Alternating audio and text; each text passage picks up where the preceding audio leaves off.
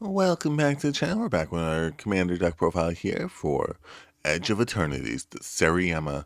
I think that's how you pronounce it at least. For 1 and 2 white, you got a legendary artifact spacecraft, which is new thing here in the Edge of Eternity set.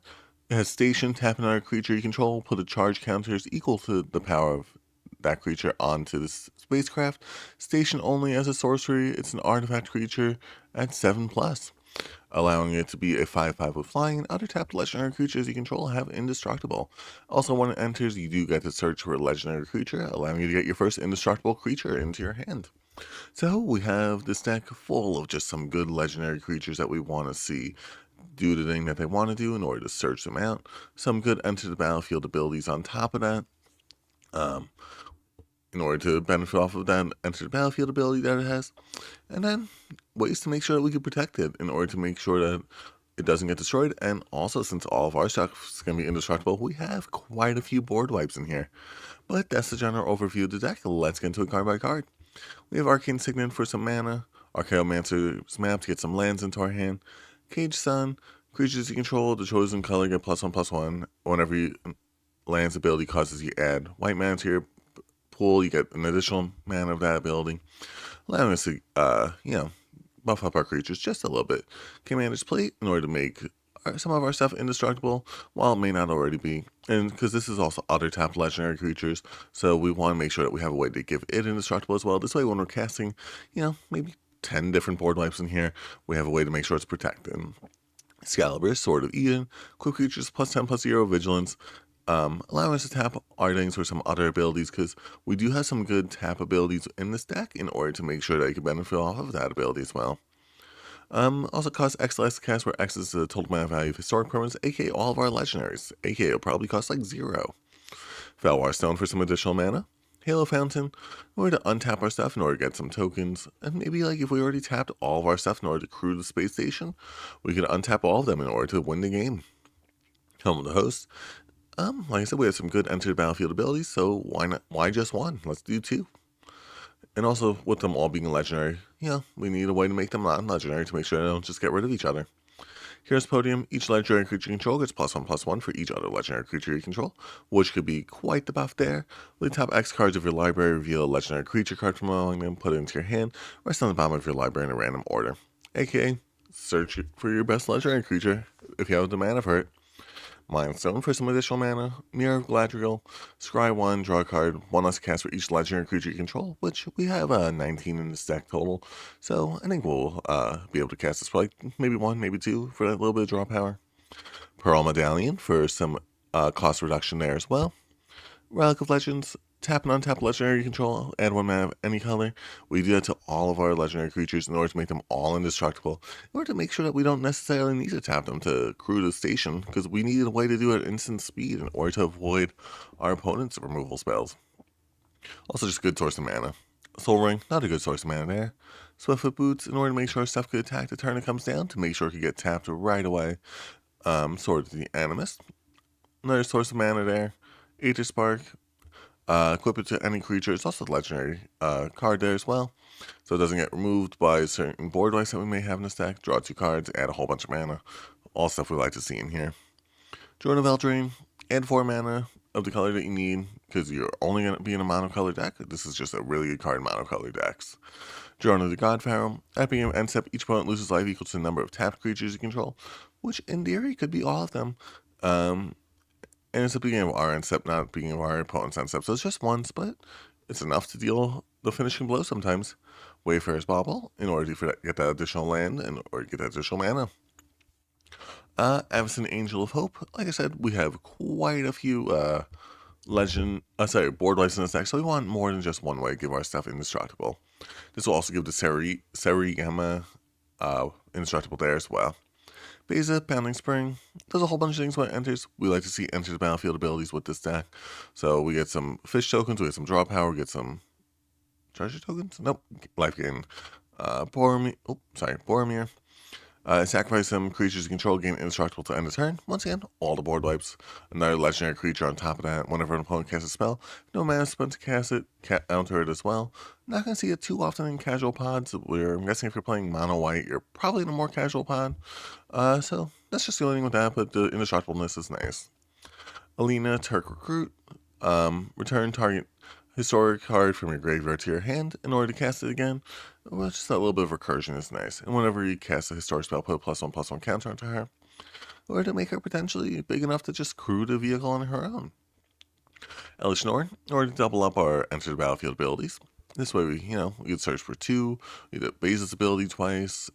We'll get to some others that we may have benefits off of. Also stops our opponent from getting theirs. Get enough to white, you may cast legendary creatures and artifacts as though they had flash. Legendary permanent artifact leaving the battlefield causing an ability to happen. It happens an additional time. We don't really care about the second ability, but being able to cast our stuff with flash is quite nice because our opponent will not see the indestructible from Boromir coming. Oh, where were we? Sorry, my mouse has been acting weird. Yep. Gilrain Dundalin Protector. Exile target creature from you control, return to the battlefield. Okay, nice little blink there in order to get the enter the battlefield ability again. Lauren, of the only thing with blinking the Seriema is that you do have to crew it again, well, station it again. So that's just the only thing with that, is that, you do just have to worry about making sure you do know that you're removing those counters. Lauren, the third path, destroy target artifact or enchantment, draw a card. Nice to see that. Mangara for a little bit of draw power. Masako the Humorless, you may play any time you play an instant, aka she has flash. Tap creatures you control, may block as though they were untapped. Super good synergy with this because they're indestructible and able to block even though they've attacked. Perry Brown, first historic spell you cast each turn has Convoke, allows us to tap our other creatures in order to cast it. Doctor's Companion we don't care about. Velia, Exuberant Shepherd, another way to blink our creatures in order to get the enter battlefield ability again. Also, the good thing with blinking our creatures is that it does untap them, so we could tap them again, especially if we have Swiftfoot boots to put on them. Or did I put Lightning Greaves in here? I did not put Lightning Greaves in here. Whoops. Take out something and put in Lightning Greaves. Sarah James Smith, whenever you cast a sword spell, investigate. A little bit of draw power there is nice, especially if we have a way to give them flash we can do during each of our opponent's turns, because it only happens once each turn. Skrell, Defector Might, taps itself with an ability, giving it indestructible super quick, giving it our other stuff hexproof in addition to that.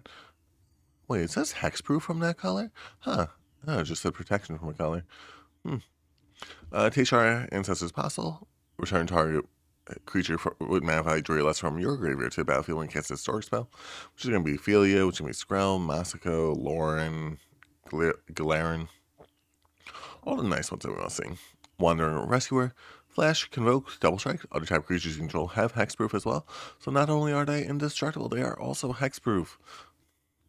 Traxos, Scourge of Krug, enters the battlefield, tap, and does not untap during each untap attempt. Whenever you cast a historic spell, untap it in order to get it back onto the battlefield. It's indestructible, the turn comes down basically.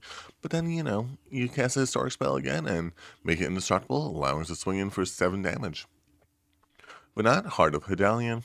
Whenever you cast a legendary spell, draw a card. Only happens once each turn, but the little bit of draw power is nice and does transform into Hedalion, the Mother Crystal, indestructible at the beginning of combat on your turn. Put a +1/+1 counter on another target creature you control. Gains indestructible if the creature is legendary, draw a card as well. Both the things that we like to see. And then Yoshimaru, one of the best mono white legendary creatures for legendary creatures. Allow us to get that plenty strong creature on the board. For our enchantments, we have Banish to Another Universe, Affinity for Historic Permanents, enters the battlefield, exile target permanent, an opponent controls until it leaves the battlefield. Affinity for Historic Permanents, meaning it could end up only costing 1 quite often. Darksteel Mutation, basically removing our opponent's thing without removing their thing, in order to make sure that they can't recast it. Day of Destiny, powering up our legendary creatures just a little bit. Flowering the White Tree, once again, powering up our stuff just a little bit, giving it that ward, which, to some people is just basically hexproof. Trouble in Pairs, when an opponent attacks with 2 or more creatures, draw their second spell each turn, or cast their second spell each turn, you draw a card. If an opponent will take an extra turn, that player skips that turn instead. It's really just the second ability that we care about in this one now. Ward last line, search the library for a legendary creature card, put it into your hand. Creatures you control gain double strike till end turn, and the ring tempts you. I think the ring tempting is also nice because it also makes something into a legendary creature eventually. But, it's really just searching for our best legendary creatures and putting them into our hand that we're looking to see with that.